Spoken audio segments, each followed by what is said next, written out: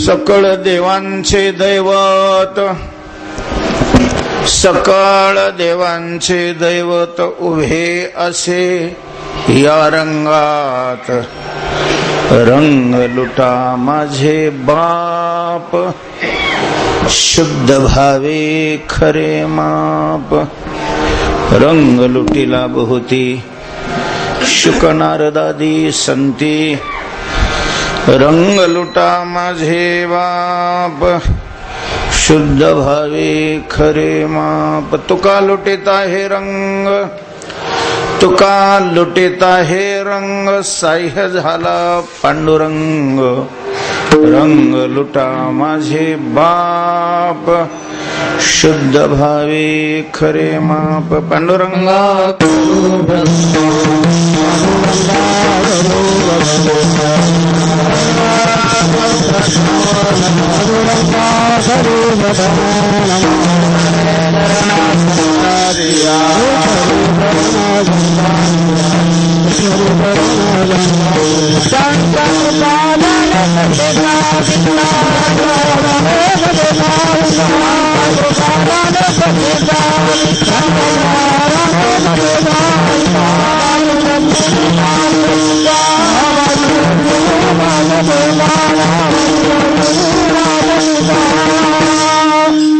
जयांचे केलिया स्मरण, होय सकळ विद्यांचे अधिकरण, याची वंदू श्री चरण श्री गुरूंचे, नमो ज्ञानेश्वर नमो ज्ञानेश्वर, निवृत्ती उदारा सोपान देवा, मस्तक माझे पाया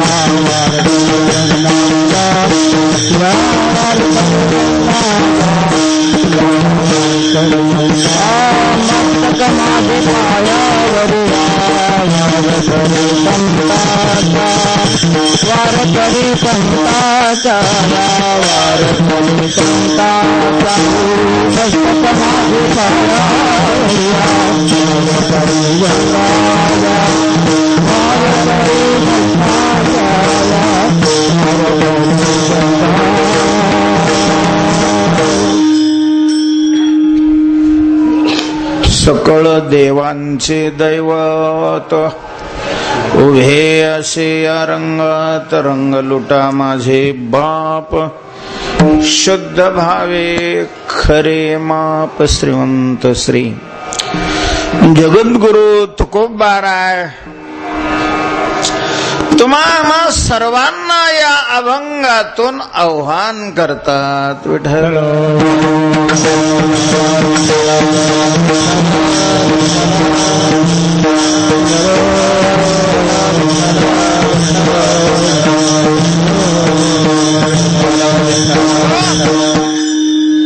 प्रेरणा करणारा हा अभंग असल्यामुळं उपदेशपर प्रकरणामध्ये मोडला जातो.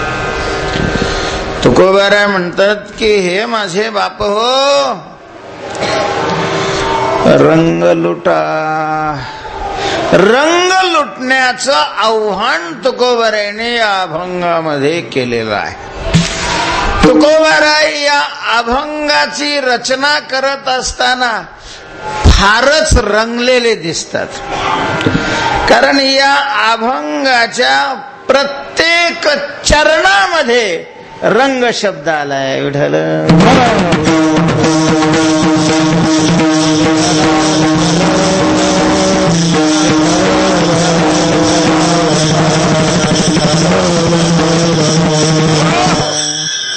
तुकोबाराय अत्यंत प्रसन्न आहेत आणि त्या प्रसन्नतेच्या अधिष्ठानावर उभं राहूनच या अभंगातून तुम्हा आम्हाला आव्हान करतायत. तुकोबाराय म्हणतायत की बाप हो, अर्थात या अभंगामध्ये तुकोबारायने आपल्याला काय म्हटलंय, बाप म्हणले. बाप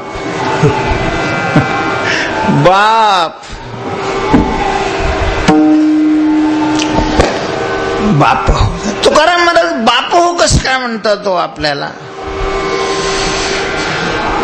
बाप शब्दाचा अर्थ मोठा, वडील असा आहे. विठ्ठल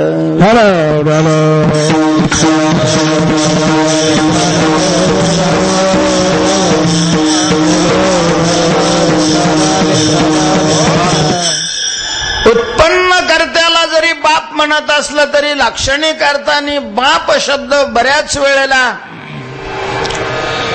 श्रेष्ठ, मोठा, पूज्य, विशेष या अर्थी व्यवहारामध्ये घेतला जातो. अरे तो तर त्याचा बाप निघाला. जे पहिल्यांदा हा ज्याच्याशी व्यवहार करत होता तो 2-2 रुपये काटत होता. 2 रुपये काटतो म्हणून त्यांनी त्याच्याशी व्यवहार बंद केला आणि दुसऱ्याशी व्यवहार सुरू केला. त्याने 4-4 रुपये काटायला सुरुवात केली. मग माणसं म्हणतात हा तर त्याचा काय निघाला? बाप निघाला. बाप म्हणजे श्रेष्ठ. त्या क्षेत्रामध्ये जो श्रेष्ठ असतो त्याला काय म्हटलं जातं? बाप म्हटलं जातं. विठ्ठल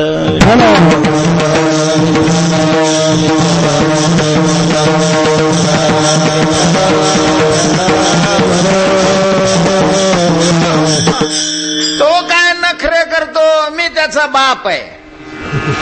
म्हणजे याने जन्म दिलेला आहे असं नाही, पण त्याच्यापेक्षा त्या क्षेत्रामध्ये मी काय आहे? श्रेष्ठ आहे, मोठा आहे, हा सांगण्याचा त्याचा भाव असतो. तेव्हा श्रेष्ठत्व या अर्थी, मोठा या अर्थी बाप शब्द आहे. आणि तुकोबाराय आपल्याला बाप म्हणतात. अवघडच आहे नाही? तुकाराम महाराज आपल्याला बाप म्हणतात. कोण आहेत तुकाराम महाराज? महाराज तुकाराम महाराज ते आहेत, तुकाराम महाराज ते आहेत की ज्यांची पूजा पांडुरंग करतो. जया पूजिले आदरे पांडुरंगी. ज्यांची पूजा पांडुरंगाने करावी आणि तीही व्यासपीठावर बसलेलं आहे म्हणून करावी असं नाही. आदराने, अत्यंत प्रेमाने, पूज्य भावनेनं ज्यांची पांडुरंग पूजा करतो. म्हणजे पांडुरंगापेक्षा तुकाराम महाराज काय आहेत? श्रेष्ठ आहेत, मोठे आहेत. शेवट जे पूज्य असतात त्याचीच पूजा केली जाते ना. पूज्य म्हणजेच मोठा, मोठ्यांची पूजा केली जाते. मोठ्यांची पूजा करावी, नीचाची पूजा नाही करावी. विठ्ठल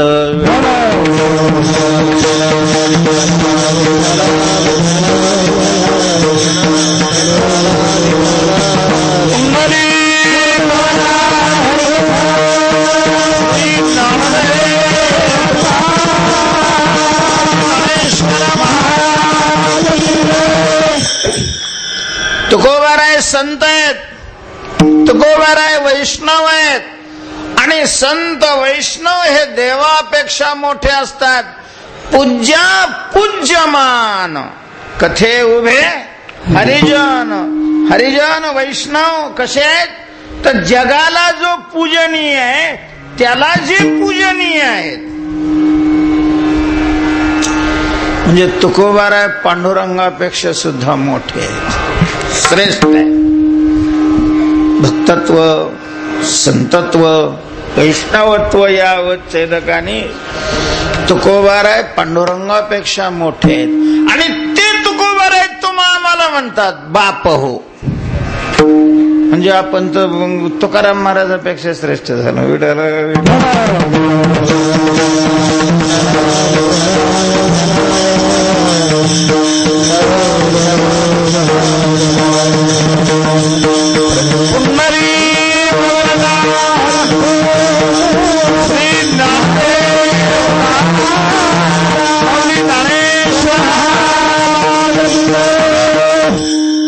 तुकाराम महाराज आपल्याला बाप हो कसं म्हणतात अशी शंका येण्याची शक्यता आहे. थोडक्यात त्याचं उत्तर असं आहे, इथं तुकाराम महाराज आपल्याला श्रेष्ठ आहे म्हणून बाप हो म्हणत नाहीत. कारण तुकाराम महाराजापेक्षा आपण काय नाही, श्रेष्ठ तर नाहीच. अगदी स्पष्ट सांगायचं तर तुकाराम महाराजांनी खेटराने हाणावं एवढ्याही लायकीचे आपण नाही.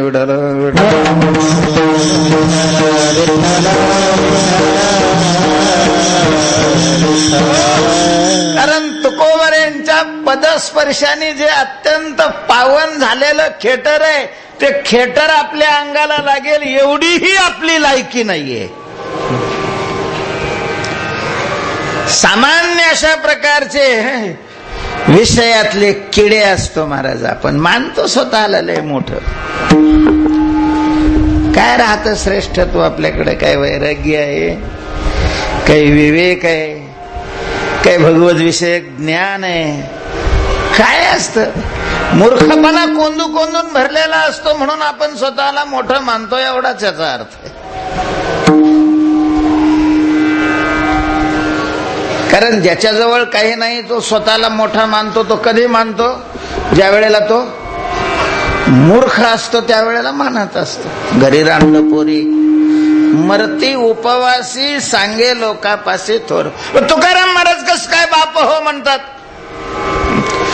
तर तुकाराम महाराज या ठिकाणी बाप हो जे म्हणतात ते तुकोबऱ्यांच्या अंतःकरणामध्ये आपल्याविषयी असणारा वात्सल्य भाव, हा वात्सल्य भाव या बाप हो या शब्दातून व्यक्त होतो, एवढाचा अर्थ आहे. जशी आई जन्मदात्री अशा प्रकारची आई, मुलाच्या दृष्टीनं आई खूपच श्रेष्ठ असते महाराज, खूपच श्रेष्ठ असते. किती श्रेष्ठ असते हे सांगण्याकरता शब्द अपुरे आहेत. एवढी मुलाकरता आई वडील काय असतात? श्रेष्ठ असतात. विठ्ठल म्हटलेलं आहे, सकळ तीर्थाची धुरे जिये का माता पितरे. सकळ तीर्थाची धुरे, सगळ्या तीर्थापेक्षा श्रेष्ठ तीर्थ आई वडील आहेत.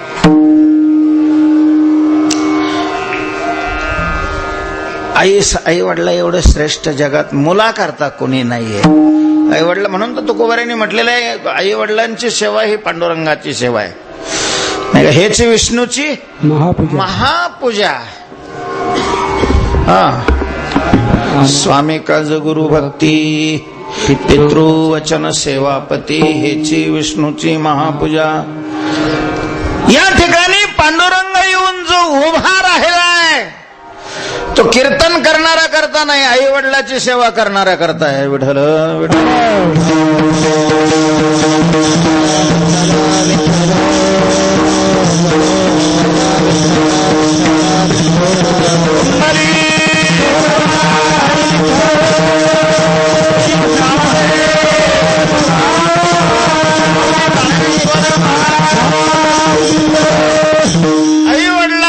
ही वडिलापेक्षा आई काय असते? श्रेष्ठ असते. जिनं 9 महिने आपल्या उदरामध्ये वागवलेलं असतं, त्याला जन्म दिलेला असतो, स्वतःच स्तनपान करून वाढवलेलं असतं, त्या आईचं वर्णन करणं शक्य नाही. अशा प्रकारची आई सर्व दृष्टीनं महाराज. काही ऋण असे आहेत की ते आपण फेडूच शकत नाही, ते ऋण घेऊनच मरावं लागतं. त्यामध्ये आई वडिलांचं ऋण आहे, नाही पुढे शकत आपण. मला सांगायचंय, अशा प्रकारची जगात सर्वश्रेष्ठ असणारी माऊली आई, पण त्या लहान मुलाला जर उठवायचं असेल तर ती म्हणत असते, बाबा उठ रे, उठ रे बाबा. ते पोराला काय म्हणते ती? बाबा. आता बाबा कोणाला म्हणतात? आई आणि बाबा. वडिलाला बाबा म्हटलं जातं आणि ती त्या मुलाला बाबा म्हणत असते. तिथं असा तर्क करायचा नाही, हा जर हिचा बाबा आहे तर मग त्याचा बाबा हिचा कोण आहे, रिकामी काम करायची नाही. विठ्ठल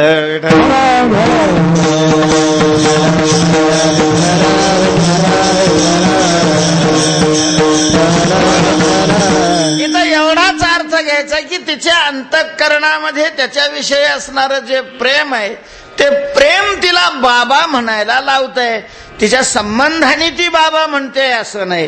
परत प्रेमामध्ये कुठलाच नियम चालत नाही. प्रेम कसल्याही नियमाला मानायला तयार होत नाही. कसलाच नियम प्रेम मानत नाही. जिथं व्यावहारिक मोहात्मक प्रेम असतं ते नियम मानायला तयार नाही. तर शुद्ध अशा प्रकारचं जे प्रेम आहे ते काय नियम मानणार आहे? विठ्ठल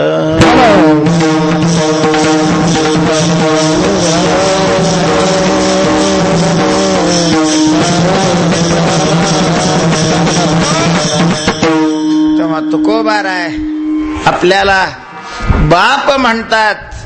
त्याचा अर्थ एवढाच आहे की तुकोबारायांच्या अंतःकरणामध्ये आपल्याविषयी अपार अशा प्रकारचं वात्सल्य आहे. संतांच्या अंतःकरणामध्ये समाजाविषयी वात्सल्य असतं.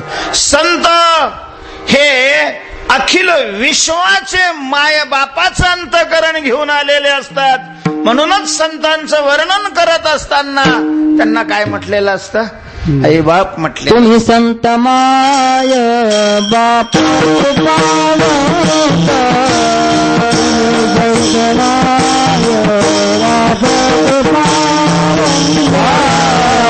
संत माय बाप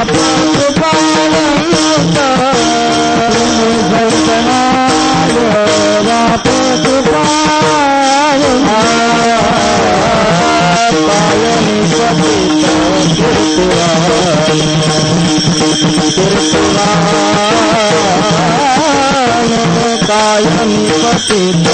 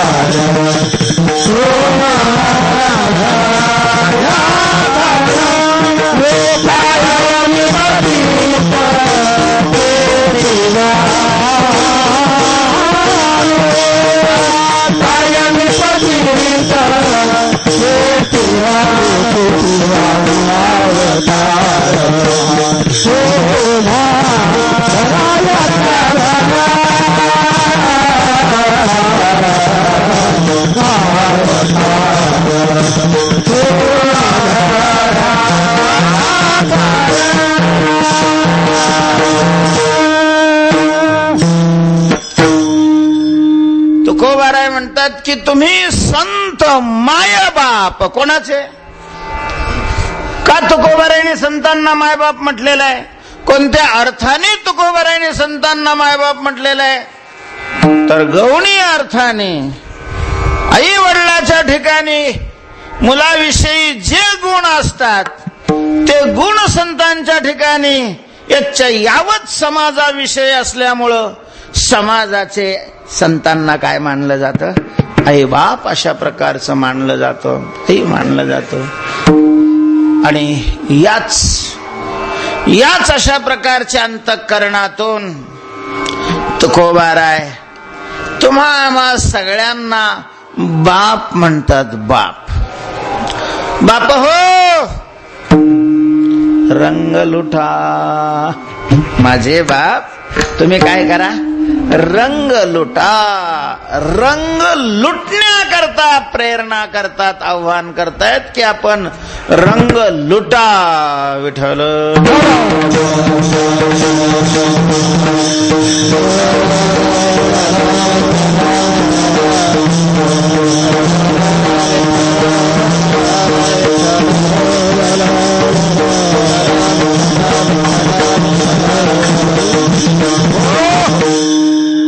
रंग लुटा म्हणतात. रंग लुटा. लुटा तुकाराम महाराज, लुटा म्हणजे आम्हाला तुम्ही लुटायचं शिकवता का काय? एरवी तर सगळे लुटायलाच बसलेले. मग पोलीस अधिकारी असला काय, तहसीलदार असला काय, कलेक्टर असला काय, मिनिस्टर असला काय, कीर्तनकार असला काय.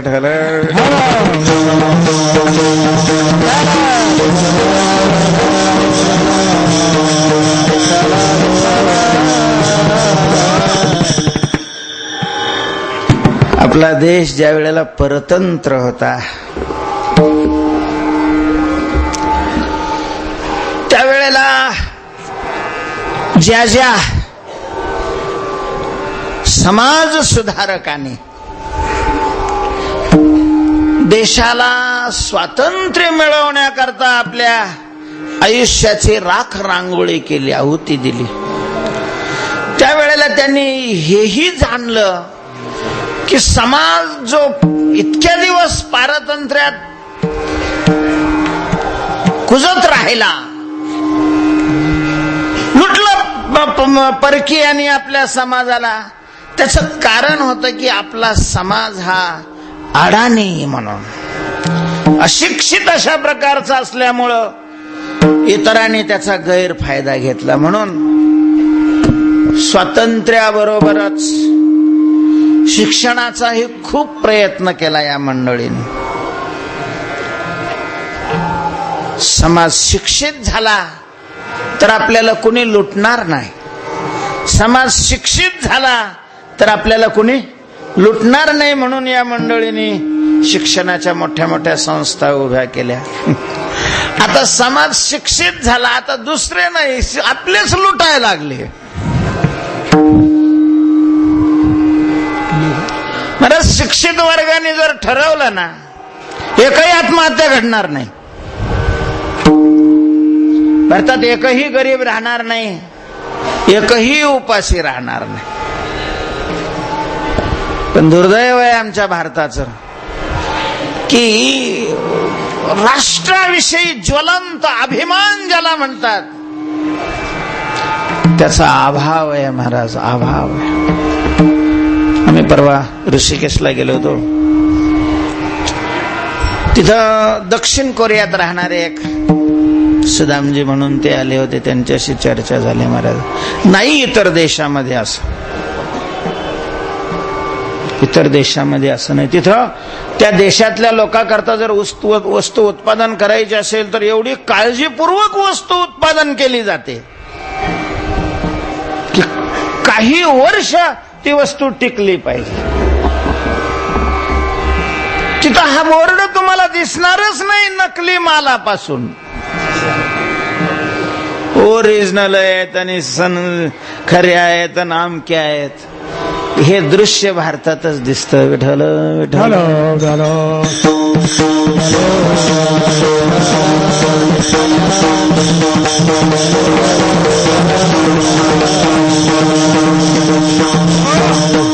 समोरचा मनुष्य अडलेला असेल तर त्याचा गैरफायदा किती घ्यावा याला कसलीच मर्यादा नाही राहिली, कसलीच मर्यादा नाही राहिली.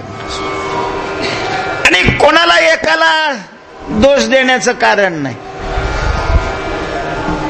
सगळे जवळजवळ एखादा टक्का असेल एकाच माळेचे म्हणे, बस याला लुटता येत नाही तोवरच हा सज्जन.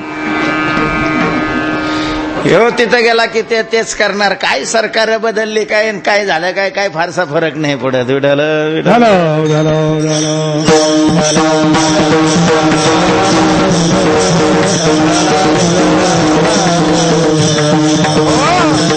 अगोदरच लोक लुटल्यामुळं परेशान आहे, पुन्हा तुम्ही आम्हाला लुटायचं शिकवता सांगता का? तर इथं लुटणं या शब्दाचा अर्थ तसा नाहीये. चोरी स्वरूपातलं हे लुटणं नाही. मग हे लुटणं म्हणजे सोनं लुटतात असं आहे. सोनं लुटण्याची पद्धत आहे ना आपल्याकडे. कधी लुटतात? हा, शिमग्याच्या वेळेला, दसऱ्याला सोनं लुटतात. तर त्याची कथा अशी आहे, कथा अशी आहे की एक गरीब ब्राह्मणाचा मुलगा, गुरुकडे त्याचं शिक्षण पूर्ण झालेलं आहे. आणि पूर्वीची पद्धत अशी होती की शिक्षण पूर्ण झाल्यानंतर गुरु दक्षिणा द्यायची आणि मग तिथून त्यांची परवानगी घेऊन म्हटलं तर गृहस्थाश्रमामध्ये प्रवेश करायचा वा त्याच्या इच्छेप्रमाणे पुढचं जीवन त्यांनी व्यतीत करावं. मग त्यांनी गुरुदक्षिणेकरता हट्ट धरला. त्यांनी सांगितलं, महाराज मला काहीतरी गुरुदक्षिणा सांगा. काय गुरुदक्षिणा देऊ? कारण गुरुदक्षिणा दिली जात नाही, घेतली जाते. गुरु त्यांच्या इच्छेप्रमाणे त्याच्याकडून मागून घेतात. त्यांना याची परिस्थिती माहीत असल्यामुळे त्यांनी सांगितलं, नको बाबा तू शिकलास, चांगलं झालं, हे तू याचं पालन कर, हीच मला गुरुदक्षिणा आहे. पण तो काय ऐके ना गेला.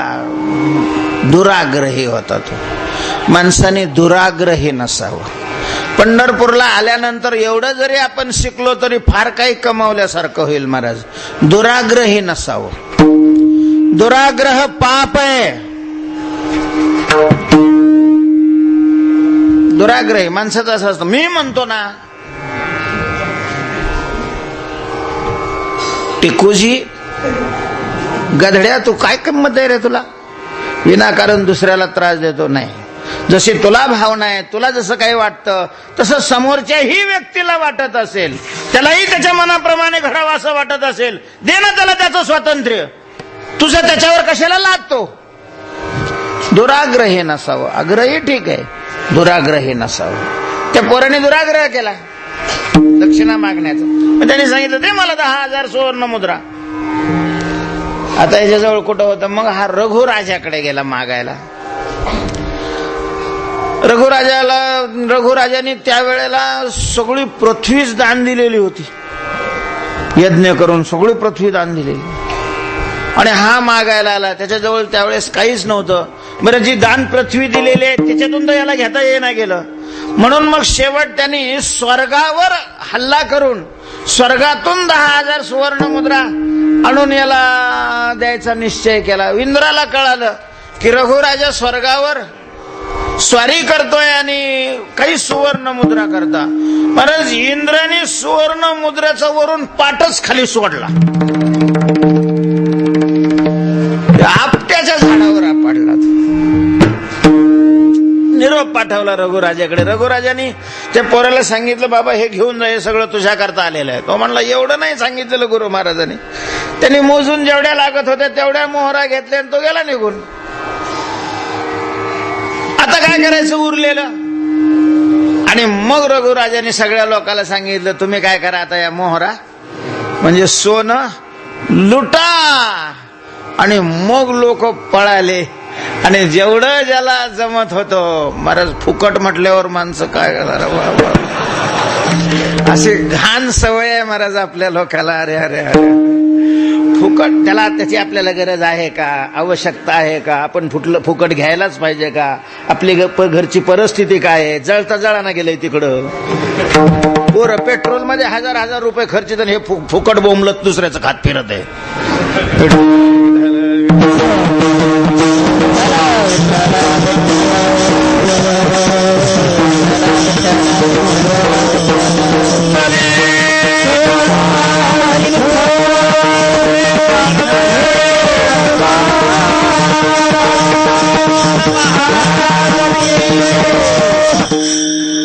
लोकांनी जेवढं नेलं आणि त्याला काय म्हणतात लुटणं. अशा फुकट धन वाटेल तेवढं नेता येत असेल तर त्याला लुटणं म्हटलं जातं.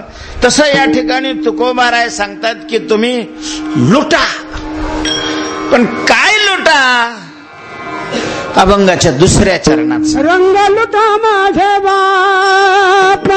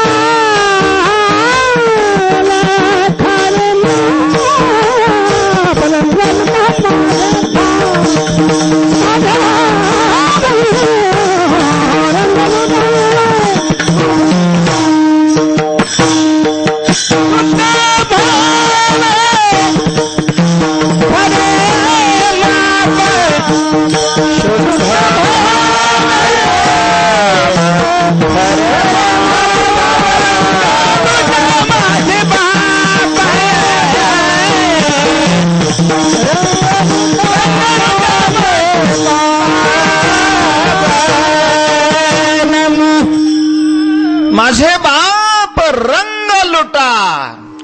तुकोबाराय रंग लुटायचा सांगतात पंढरपूरला आलेल्या वारकऱ्यांना.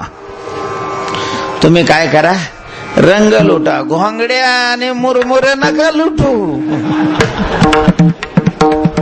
ते सांगण्याकरता तुकाराम महाराजांची काय आवश्यकता नाही, गरज नाहीये. तुकोबाराय म्हणतात रंग लुटा, रंग लुटा. काय म्हणतात तुकाराम महाराज, रंग लुटा म्हणतात. रंग रंग आता कोणता रंग लुटायचा, कुठून लुटायचा, कशा करता लुटायचा, कसा लुटायचा. रंग लुटा.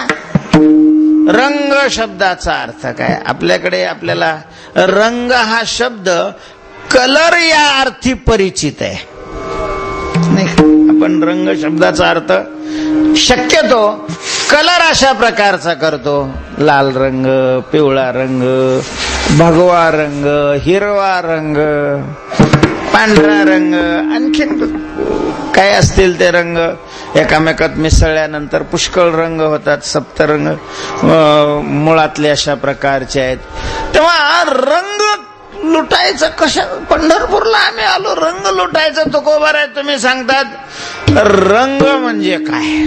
पहिल्यांदा आपल्याला रंग शब्दाचा निश्चित अर्थ, तुकोबारायांना अभिप्रेत असणारा अर्थ करावा लागणार आहे. विठ्ठल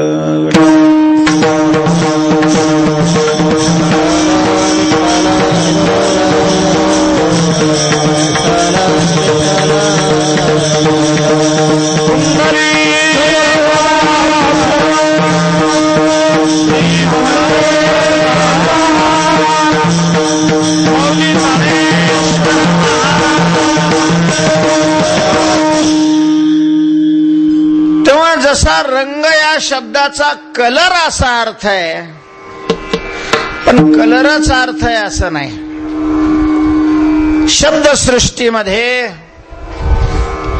शब्दसृष्टीमध्ये असे अनेक शब्द आहेत की ज्याचे अनेक अर्थ निघतात. अनेक अर्थाला एक शब्द आहे,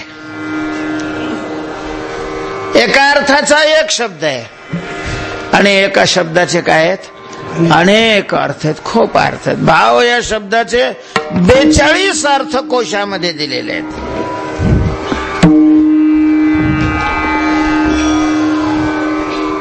म्हणूनच शब्द प्रमाण हे सावकाश आहे आणि प्रत्यक्ष प्रमाण हे अनवकाश आहे असं शास्त्रामध्ये म्हटलेलं आहे. याचा अर्थ काय आहे?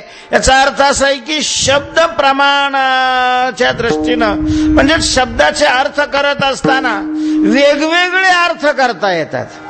बरं, ब्रह्मसूत्रावर उपनिषदावर शंकराचार्यांनी हे अर्थ लिहिलाय, रामानुजाचार्यांनी अर्थ लिहिलाय, मध्वाचार्यांनी अर्थ लिहिलाय, निंबार्कांनीही अर्थ अशा प्रकारचं लिहिलेला आहे.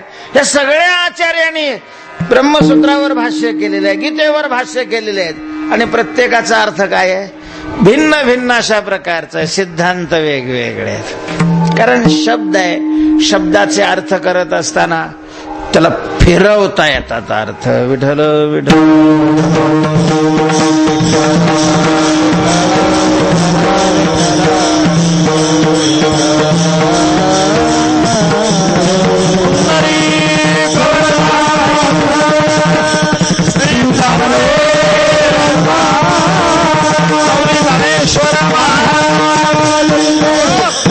विद्वान माणसं असली की ते शब्दाचे अर्थ काय करतात फिरवतात.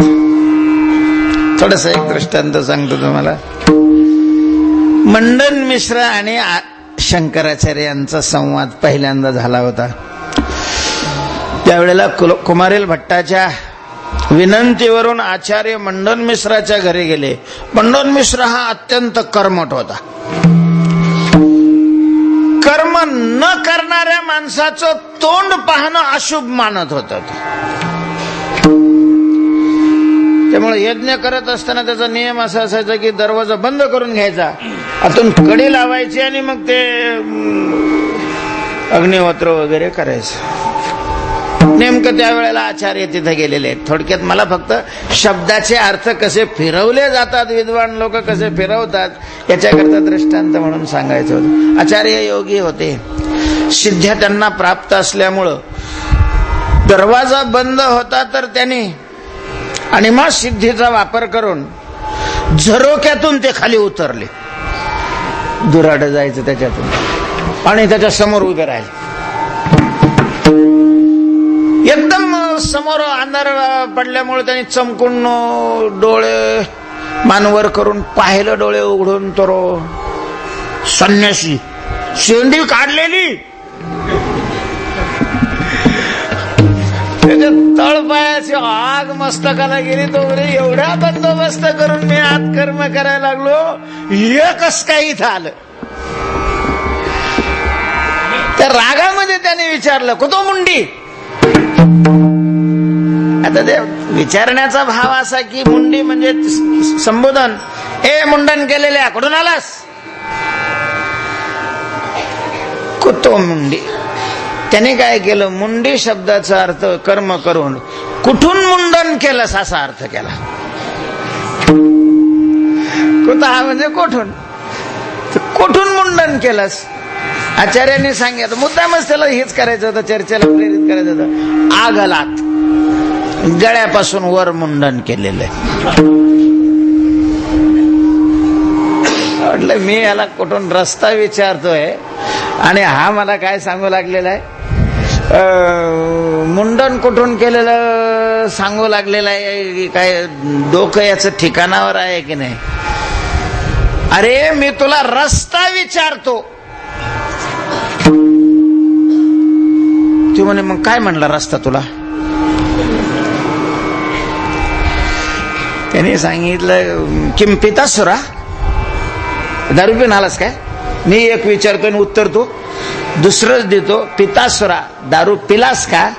त्यांनी पिता शब्दाचा अर्थ पिलास असा करायच्या ऐवजी पिवळा केला, कारण पित शब्दाचा अर्थ पिवळा आहे. त्यांनी सांगितलं नैव श्वेता. तर दारू पिवळी नसते, ती कशी असते? पांढरी अशा प्रकारची असते.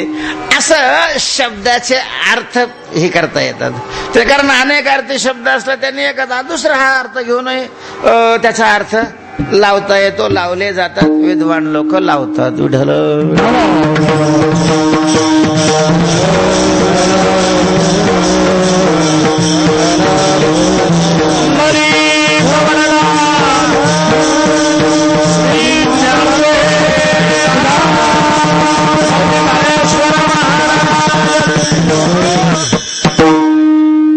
प्रश्न हा आहे आपला, रंग शब्दाचा अर्थ. रंग शब्दाचा कलर हा अर्थ तर प्रसिद्ध आहेच, पण इथं कलर लुटा असं म्हणायचं काही कारण नाहीये. तुकोबाऱ्यांना कलर हा शब्द अभिप्रेत निश्चित नाही, पण तुकोबाऱ्यांना रंग या शब्दाचा काय अर्थ अभिप्रेत असावा? तर जसा कलर हा अर्थ आहे रंग या शब्दाचा, तसा रंग हा शब्द दुसऱ्याही अर्थी आपण वापरतो महाराज. का अरे बोलवा ना त्याला. अहो बोलवलं, मग तो लयच रंगलेला आहे. भजनात, खेळात, गप्पात नाही का? माणसं भजनात कीर्तनात नाही रंगत एवढे जेवढे गप्पात रंगतात. गप्पा जर मारायला बसले ना, काही नसतं त्या गप्पाला, काही म्हणजे असा एखादा मुद्दा असतो आणि त्या मुद्द्यावरच बोलतात असं काही नसतं महाराज. जर त्यांना नकळत टेप ठेवून दिला ना तिथं, नंतर ते कुठून पार मोदी काय जर्मनी काय चौकडून गप्पा हाणून पुन्हा जागेवर येत राहते. रंगतात. रंगणे हा शब्द तिथं सुद्धा आवाज कीर्तन फार रंग आला. जेवणामध्ये रंग आला, तर जेवणात रंग आला, कीर्तनात रंग आला, असा ज्या वेळेला शब्द रंग हा शब्द वापरतो तर तिथं आपण कलर या अर्थी वापरतच नाही. तर कीर्तनात रंग येतो म्हणजे कसला येतो? कीर्तनात बसले लोक सगळ्याचे कपडे असे भगवे झाले किंवा पिवळे झाले, असा अर्थ त्या ठिकाणी नाही. रंगणं या शब्दाचा अर्थ काय? परत रंगणं या शब्दाचा अर्थ तन्मय होणं. विठ्ठल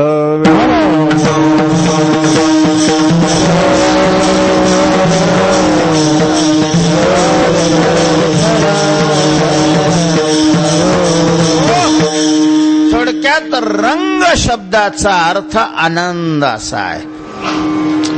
रंगला म्हणजे आनंदामध्ये बाकीच्या सगळ्याला तो काय झाला? विसरला. मनुष्य खेळात रंगतो त्यावेळेला सगळ्याला विसरून जातो. भुकेला विसरतो, तहानेला विसरतो. भजनातही जर रंगला तर तहान भूक विसरून जातो. वेळ सुद्धा कळत नाही जर रंगला तर. रंग शब्दाचा अर्थ आहे आनंद. रंगणं म्हणजे आनंद युक्त, आनंदाशी एकरूप होणं, याला रंगणं म्हणतात. आणि रंग शब्दाचा अर्थ आहे आनंद. विठ्ठल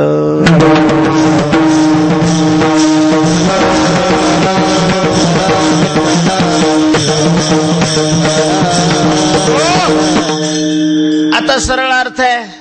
तुकोबाराय आपल्याला आव्हान करतात की रंग लुटा. रंग शब्दाचा अर्थ काय आहे? आनंद आहे, सुख आहे. तेव्हा आनंद लुटा. माझे बाप तुम्ही काय करा? आनंद लुटा. आनंद लुटा. पण आनंद कोणता आनंद लुटायचा आहे? विशिष्ट आनंद लुटण्याविषयी तुकोबारायांनी प्रेरणा केलेली आहे. कोणता विशिष्ट अभंग आनंद आहे? त्याचा विशेष काय आहे? या आनंदाचा विशेष 3 चरणात तुकोबारायांनी सांगितलेला आहे. पहिल्या, तिसऱ्या आणि चौथ्या. त्यापैकी पहिल्या चरणात तुकोबाराय सकळ दैवांचे दैवत,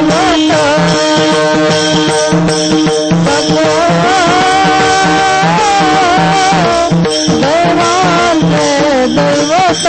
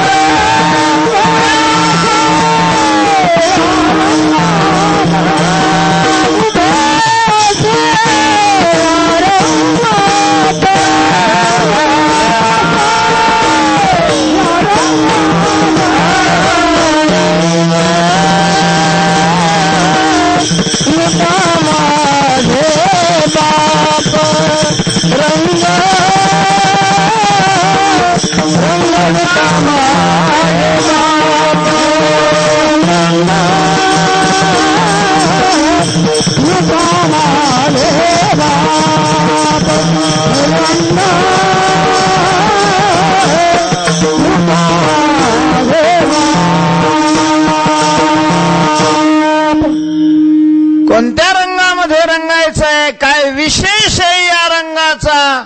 पहिल्या चरणामध्ये तुकोबाराय म्हणतात, सकळ देवांचे दैवत उभे असे या रंगात. ज्या रंगामध्ये तुम्ही जो रंग तुम्ही लुटा असं मी सांगतोय, तो विशिष्ट रंग आहे. या शब्दाने इतर रंगातून त्याला वेगळं अशा प्रकारचं केलेलं आहे. या रंगामध्ये तुम्ही रंगा अर्थात हा रंग तुम्ही लुटा. तुकोबाऱ्यांच्या अनेक अभंगामध्ये रंग शब्द आलेला आहे. रंगी रंगे रे श्रीरंगे काय भुललासी पतंगे, ऐसे करेगा पांडुरंग.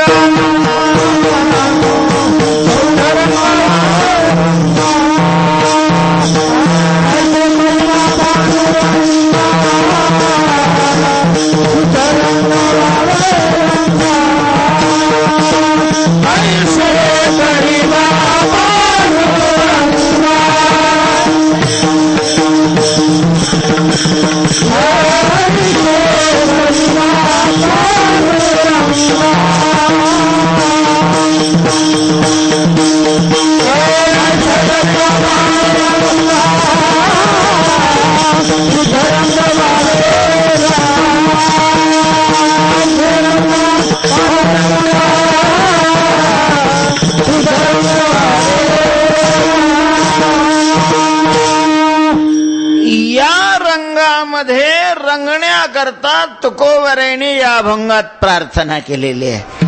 हे पांडुरंगा ऐसे करी, देवा तू असं कर, काय कर, शुद्ध रंगा रंगवावे. मला तू शुद्ध रंगामध्ये काय कर, रंगव.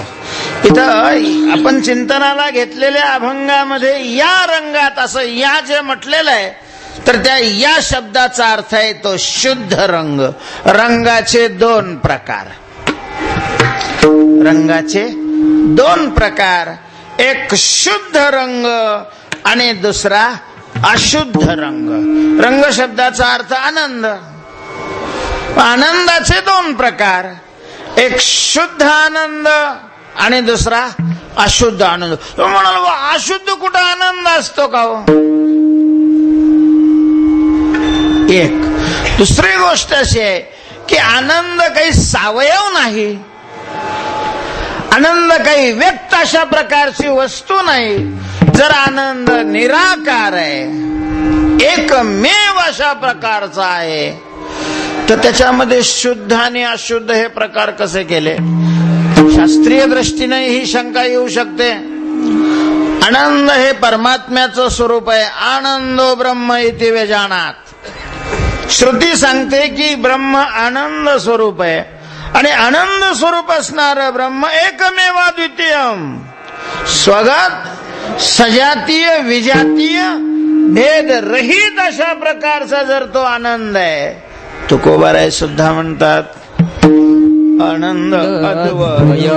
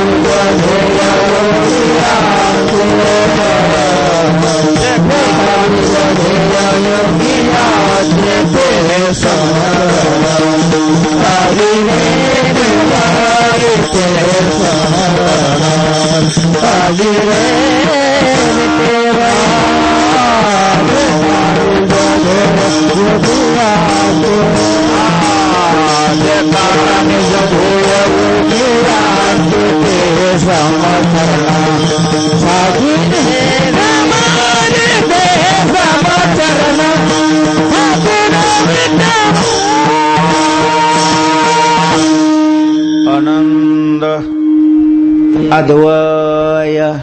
तो आनंद कसा आहे तर अद्वय स्वरूप आहे, तिथं भेद नाही, कसलाच भेद नाही. आणि मग तुम्ही कसे काय प्रकार पाडायला लागले? हे शुद्ध आनंद, अशुद्ध आनंद, शुद्ध रंग, अशुद्ध रंग. तर याचं उत्तर असं आहे, सोनं हे सोनंच असतं महाराज. सोन्यामध्ये हीनपणा श्रेष्ठपणा असण्याचं काही कारणच नाहीये. सोनं सोनं आहे हे खरं आहे. पण ज्या वेळेला त्या सोन्यामध्ये दुसऱ्या धातूचा संबंध येतो, दुसऱ्या धातूच्या संगतीमध्ये ते सोनं मिसळलं जातं, त्यावेळेला मग सोन्यातही दोन प्रकार होतात, शुद्ध सोनं आणि अशुद्ध सोनं. 24 कॅरेट का काय म्हणतात आपल्याला काय माहिती नाही. त्याचा भाव कमी होऊन जातो. ज्ञानोबारायांच्या भाषेमध्ये सांगायचं झालं तर 15.5-16 रुपये तोळा असणारं सोनं 5 रुपये तोळा होऊन जातं. 5 का कशी 5 रुपये तोळा होतं. काय झालं म्हणले हे सोनं इतकं कसं काय? अशुद्ध आहे म्हणले सोनं. सोनं कुठं अशुद्ध असतं काय? सोनं शुद्धच आहे, स्वरूपाने सोनं शुद्ध आहे. पण जवासे तयाचे निमेळे तव साकेची म्हणजे लिहितात, जवासे तयाचे निमेळे तव साकेची म्हणजे दुसऱ्याच्या संबद्ध जोपर्यंत आहे तोपर्यंत त्याला वेगळं मान. गंगेचं पाणी पवित्र आहे की नाही? याच्यामध्ये काही संशय आहे का? गंगेचं पाणी काय आहे? पवित्रच आहे. पण ते जर संडासातून बाहेर आलं तर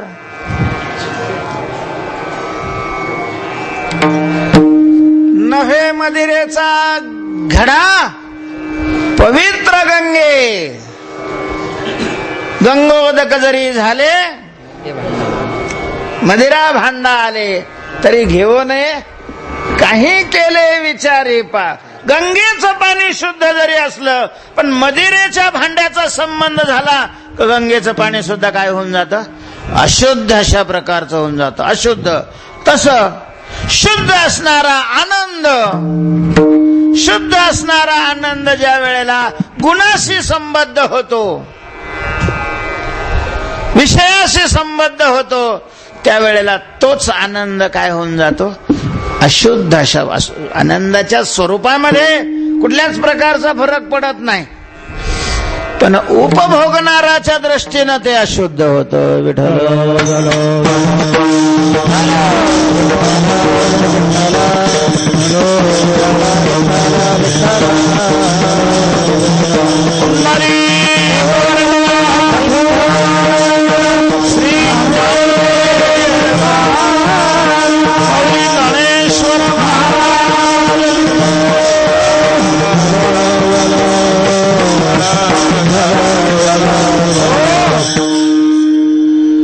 अशा प्रकारे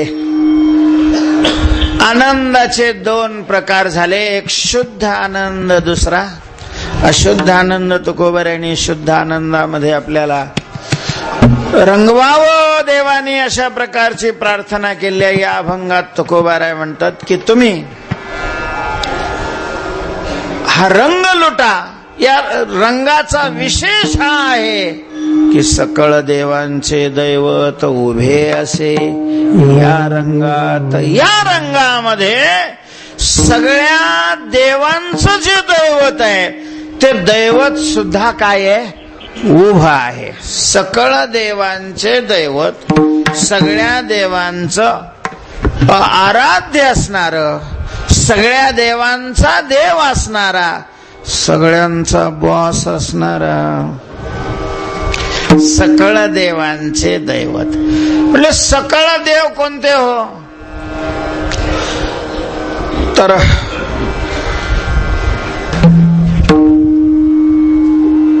देवामध्ये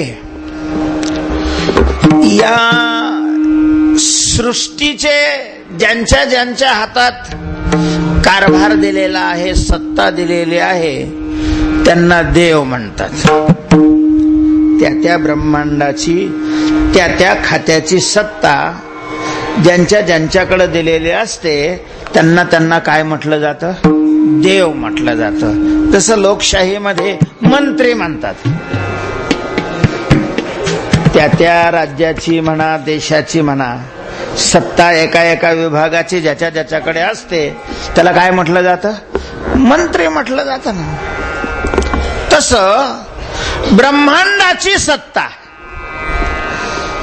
विभागून ज्याच्या ज्याच्याकडे दिलेली जाते त्यांना पुराणामध्ये काय नाव प्राप्त होत आहे? देव अशा प्रकारचं प्राप्त होतं. इथं मंत्री होण्याकरता निवडून यावं लागतं किंवा निवडल्याने त्याची निवड करावी लागते. तिथं देव होण्याकरता 100 यज्ञ करून स्वर्गाला जावं लागतं. विठ्ठल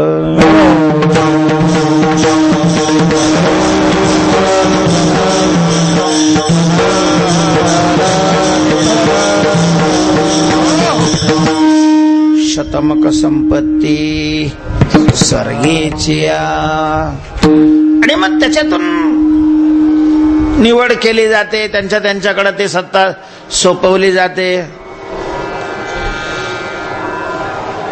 जसं ऊर्जा खातं सूर्याकडे सोपवलेलं आहे. ब्रह्मांडाचा ऊर्जा मंत्री कोण आहे?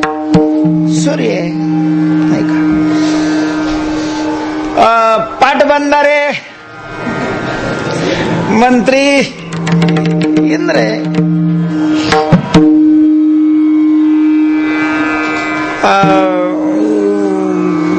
वायुमंत्री वायुदेवता आहे. ग्रह खातं यमाकडे दिलेलं आहे. विठ्ठल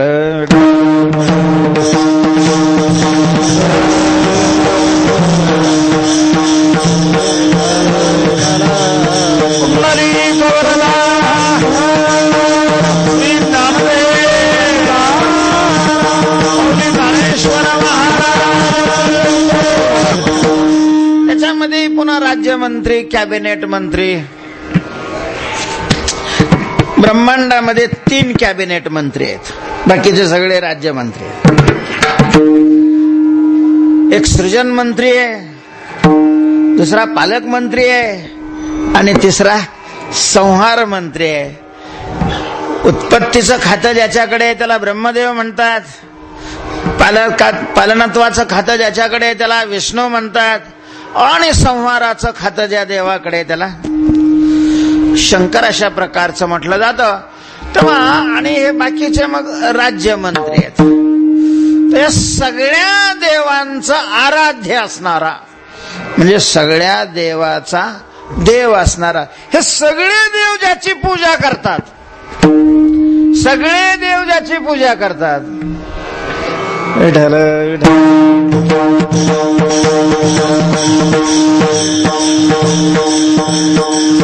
इंद्र चंद्र महेंद्र या तेची इंद्र चंद्र महेंद्र या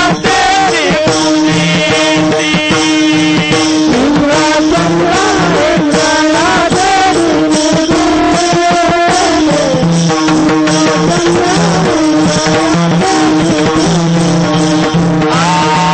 श्रुती शास्त्राचे या तेची श्रुती शास्त्राचे या तेची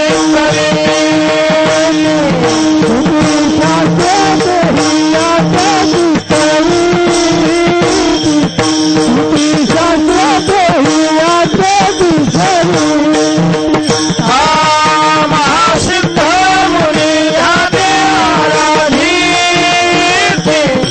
महासिद्ध मुनी ह्या देवाराधी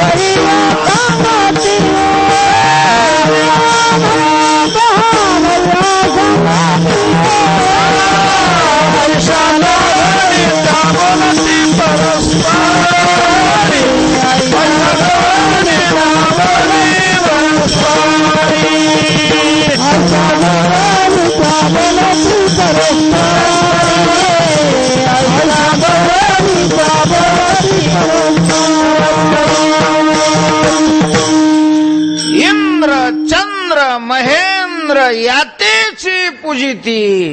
सगळे महाराज स्वर्गातले देव पांडुरंगाची पूजा करतात.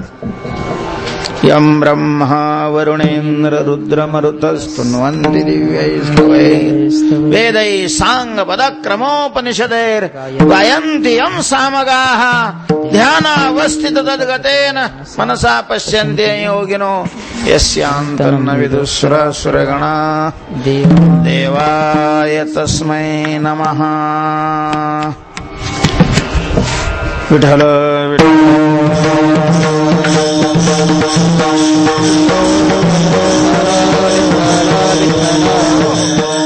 अमीहि त्वां सुरसंघा विशन्ति केचिद्भीता प्राञ्जलयो गृह्णन्ति स्वस्तीत्युक्त्वा महर्षि सिद्धसंघा वीक्षन्ते त्वाम्. अमीहि त्वां सुरसंगाः विशन्ति. अर्जुनाने प्रत्यक्ष विश्वरूपामध्ये पाहिलेलं आहे की सगळे देव हात जोडून अशा प्रकारची प्रार्थना करतात. रुद्रादित्या वसवो येत साध्या विश्वेश्विनो मरुतश्चोष्म पाश्च गंधर्व यक्षा सुरसिद्ध संघाः वीक्षन्ते त्वां विस्मिताश्चैव सर्वे. हे सगळे देवांची नाव आहेत. अशा सगळ्या देवाचं आराध्य देव असणारा, सगळे देव संकट आले की पळतात देवा. ब्रह्मा इंद्र आणि बरोबरी शिव. ब्रह्मा इंद्र आणि बरोबरी शिव. चालेल सर्वाक्षराब्दीशी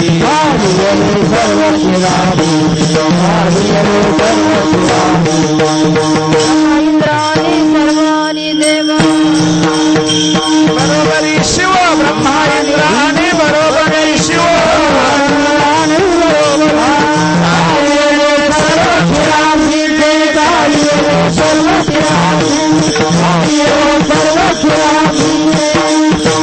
ज्यावेळेला पृथ्वी वत्साचं रूप धारण करून ब्रह्मदेवाकडे गेलेली आहे आणि अश्व गाळ्यात गाळत आपली करून कथा ब्रह्मदेवा समोर सांगितली.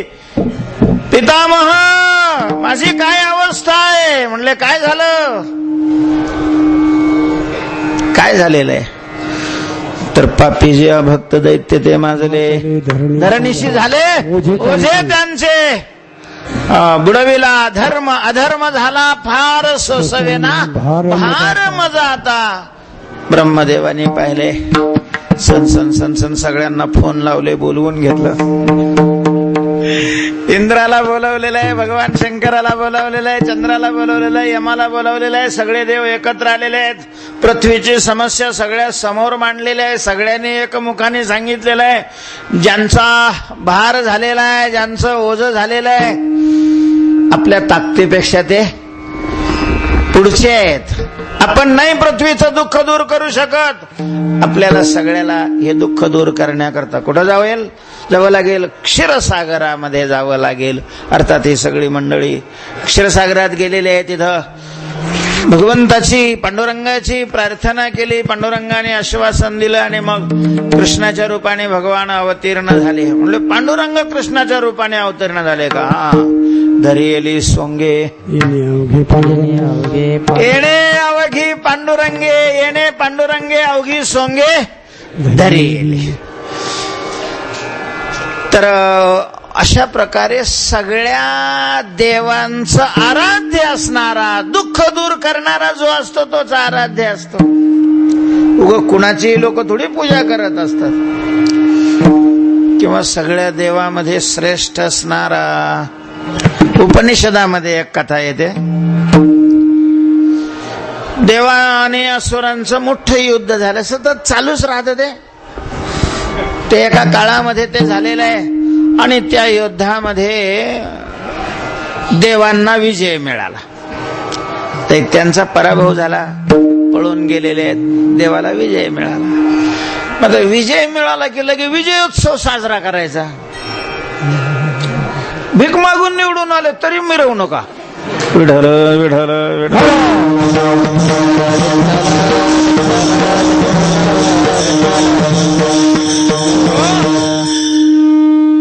मग युद्धामध्ये ज्यांनी ज्यांनी विशेष कामगिरी केली त्यांचा सत्कार करायचा, त्यांना बक्षीस द्यायचं म्हणून मोठ्या पत्रिका वगैरे छापल्या, ठिकठिकाणी डिजिटल मोठा मंडप वगैरे, स्टेज. ते स्टेजवर सगळे बसलेले आहेत, समोर बाकीचा समाज बसलेला आहे. सत्कार आता युद्धामध्ये तर सगळ्यांनीच भाग घेतलेला होता. सत्कार सगळ्यांचा करायचा, पण पहिला सत्कार मॅन ऑफ द मॅच कोणाला द्यायचा? इंद्राला वाटायचं की बाकीच्यांनी सगळ्यांनी म्हणावं की प्रत्यक्ष भूमिका इंद्राने चांगली पार पाडलेली आहे, तेव्हा पहिला सत्कार कोणाचा व्हायला पाहिजे? इंद्राचा व्हायला पाहिजे. पण बाकीच्यांना असं वाटतच नव्हतं, तसं इंद्रालाच फक्त वाटत होतं. अग्नीला वाटायचं मी किती कामगिरी केली आहे, वास्तविक माझा सत्कार पहिला व्हायला पाहिजे. वायूला वाटायचं माझा सत्कार पहिला व्हायला पाहिजे. यमाला वाटायचं माझा सत्कार पहिला व्हायला पाहिजे. शनीला वाटलं हे सगळे गाढव आहेत, मी तिरप्या नजरेनं पाहिलं नसतं तर एकही राक्षस मिळाला नसता, माझा सत्कार पहिला व्हायला पाहिजे. आता काय करायचं, थोडासा गोंधळ निर्माण झाला त्या ठिकाणी. इतक्यात त्या सभेपासून काही अंतरावर एक अवाढव्य अशा प्रकारचं शरीर असलेला यक्ष बसलेला पाहिला कोणीतरी. अरे म्हणे कोण आहे ते? कारण देवातलं कोणी नव्हतं आणि राक्षस तर सगळे पळून गेले म्हणे. एखादा राक्षसातला राहिला का काय? कोण आहे तो? पण तो काही असं आयुध वगैरे घेऊन युद्धाच्या तयारीत नाही, नुसता बसलेला आहे. सगळ्यांनाच आश्चर्य वाटलं, आहे कोण तो? इथं आला कस काय? मग इंद्राने अग्नीला सांगितलं, अग्नी जरा पाहून या बरं, कोण आहे तो? तो म्हणला आता कसा अग्नी आठवला? सत्कार करत असताना नाही अग्नी आठवला, बघायला चाललंय की अग्नी कोण आहे रे, फार आहे तो. काय करता पण आता गेला बा. आता तो अग्नी ताईटच निवडून आलेलं नवीन, म्हणजे विजय मिळालेला, छाती फिती पुढं काढून कोणा रे जो? त्यानं असं कशा तरी नजरेनं पाहिलं. मला कोण आहे असं विचारणार, तू कोण आहेस, तू कोण आहेस म्हणजे मी माहिती नाही तुला, मी माहिती नाही. ते म्हणे नाही वा, पहिल्यांदाच पाहतो तुला मी.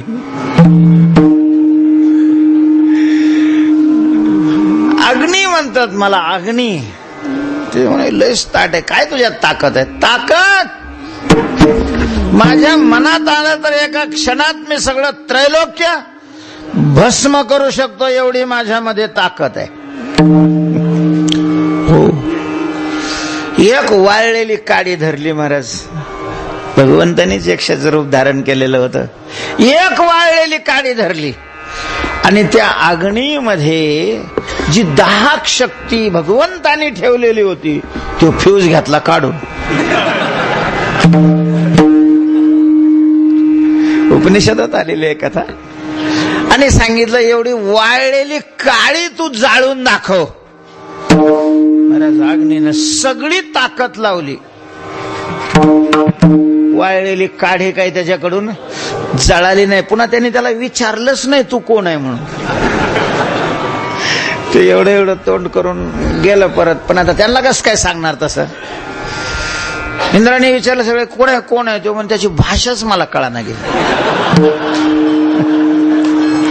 ते काय बोलतोय तेच समजायला गेलं मला. वायू मोठ्या, मला माहितीच होतं हे थुतार घेऊन परत येणार आहे म्हणून. कोणचं गेलंय कामाला आणि ते काम पुरं करीत आलेलं आहे असं कधी होतच नाही. यांची अशीच बॉम्ब आहे. अग्नीने सांगितलं तू जा, तू जा. ते गेलं, त्याची तीच तरा. त्यांनी सांगितलं तुझ्यात काय ताकद आहे म्हणे ब्रह्मांड मी असं आकाशामध्ये उडवू शकतो. तीच काडी म्हणले एवढी काडी उडव. त्याचा घेतला फ्यूज काढून. त्याच्याकडून ती काडीही अशा प्रकारची उडवली गेली नाही.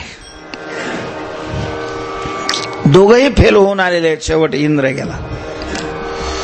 इंद्र गेल्यानंतर भगवान गुप्त झाले आणि मग ह्यांच्या सगळ्यांच्याच लक्षात आलं की आपण मूर्ख आहे.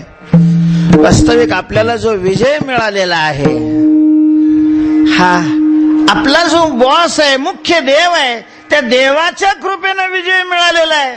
त्याचा सत्कार मग त्या फोटो, भगवान विष्णूच्या फोटोला हार घातला आणि तो कार्यक्रम त्याने काय केलेला आहे, संपवलेला आहे. देवाचा देव, सकळ देवाचे दैवत विठ्ठल विठ्ठल.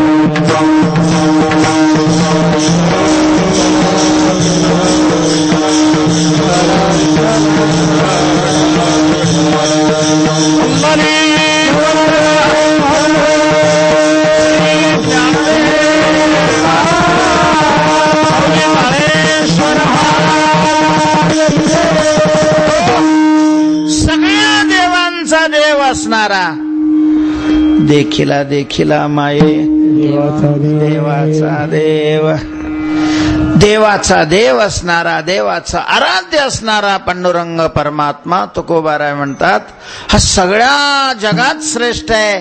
सगळे देव याचे भक्त आहेत. सगळं जग ज्या देवांचं भक्त आहे ते देव याचे भक्त आहेत. अशा सगळ्या देवांचं दैवत असणारा हा पांडुरंग तोही या रंगामध्ये उभा आहे. सकळ देवांचे दैवत ते उभे असे या रंगात उभे असे विठोबा.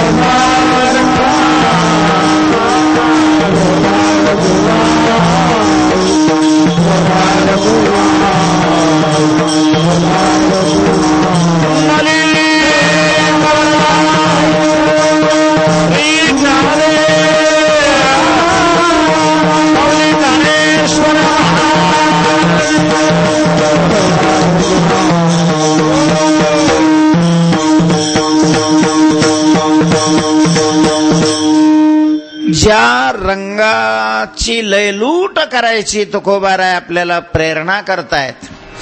त्या रंगाचा विशेष सांगत असताना तुकोबाराय म्हणतात की सगळ्या देवांचा देव असणारा पांडुरंग ही या रंगामध्ये काय आहे उभा आहे.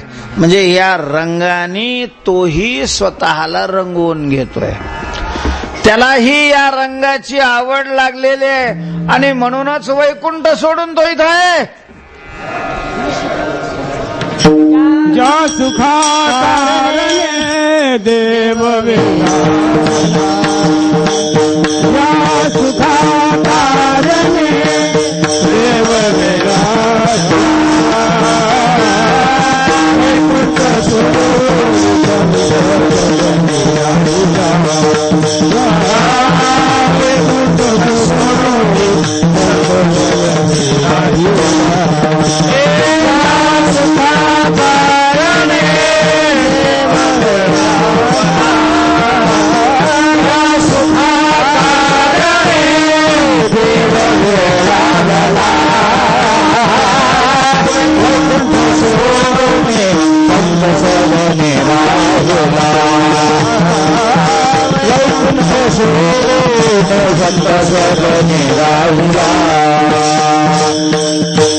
ज्या सुखाकरता परमात्मा वैकुंठ सोडून संतांच्या भक्ताच्या घरी राहतो. रमा म्हणे कैसी नवलपरी देव भुलले, वैष्णवा घरी द्वारकेचा राणा पांडवा घरी.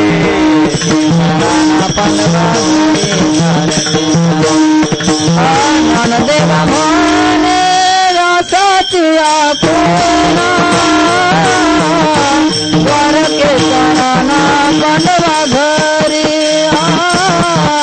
द्वारकेचा राणा पांडवा घरी.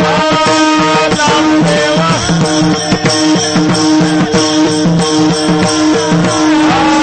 द्वारकेचा राणा पांडवा घरी, द्वारकेचा राणा पांडवा घरी. तेव्हा सकळ देवांचे दैवत उभे असे या रंगात, या रंगामध्ये म्हणजे या आनंदामध्ये, या सुखामध्ये सगळ्या देवांचं आराध्य असणारा पांडुरंग हा या आनंदामध्ये उभा असतो. तेव्हा आनंदामध्ये देव उभा असतो असं जे तुकोबाराय म्हणतात. त्याचं तात्पर्य काय असेल? हा रंग म्हणजे आनंद लुटायचा तुकोबाराय आपल्याला सांगतात.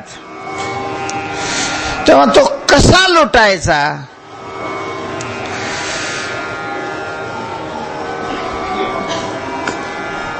कधी लुटायचा?